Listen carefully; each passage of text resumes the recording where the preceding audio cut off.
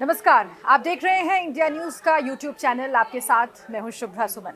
उत्तर प्रदेश विधानसभा के चुनाव आने वाले हैं और उससे पहले सभी पार्टियों ने अपनी अपनी ताकत झोंक दी है।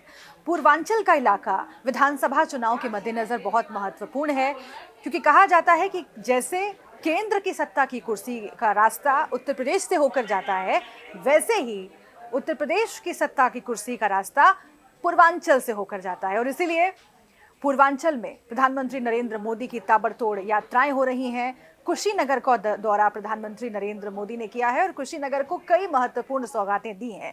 सबसे महत्वपूर्ण, कुशीनगर को इंटरनेशनल एयरपोर्ट, अंतर्राष्ट्रीय हवाई अड्डे की सौगात दी है प्रधानमंत्री नरेंद्र मोदी ने। और चुनाव से ठीक पहले इस ऐलान और इस उद्घाटन का अपना महत्व है। सीधे तौर पर बीजेपी की कोशिश ये संदेश देने की है कि विकास ही बीजेपी सरकार का मकसद है और अगर फिर से एक बार सरकार चुनकर आती है तो इसी तरीके से विकास के काम को आगे बढ़ाया जाएगा। हालांकि इस हवाई अड्डे को लेकर और इस परियोजना को लेकर तमाम विपक्षी पार्टियों के अपने अपने अलग अलग दावे हैं और क्रेडिट लेने की जो राजनीति है वो शुरू हो गई है। लेकिन फिलहाल जो 20 अक्टूबर को प्रधानमंत्री नरेंद्र मोदी का कुशीनगर दौरा हुआ है वो बहुत महत्वपूर्ण रहने वाला है और इसके जरिए पूरे पूर्वांचल को साधने की कोशिश की गई है, क्योंकि अंतर्राष्ट्रीय हवाई अड्डा लखनऊ वाराणसी के बाद अब कुशीनगर में है। ये तीसरा यूपी का इंटरनेशनल एयरपोर्ट है, जिससे जाहिर तौर पर आम लोगों को काफ़ी फायदा होगा।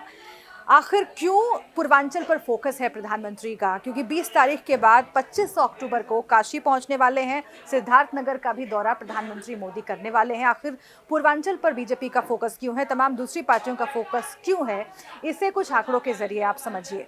अगर हम साल 2017 के विधानसभा चुनाव की बात करें, जो कि आखिरी विधानसभा चुनाव उत्तर प्रदेश में हुआ था, उसमें जो आंकड़ा पूर्वांचल का रहा है वो समझिएगा। 164 कुल विधानसभा सीटें पूरे पूर्वांचल इलाके में आती हैं और इन 164 सीटों में से बीजेपी को 115 सीटें 2017 के विधानसभा चुनाव में मिली थी। बाकी पार्टियों का क्या प्रदर्शन रहा था?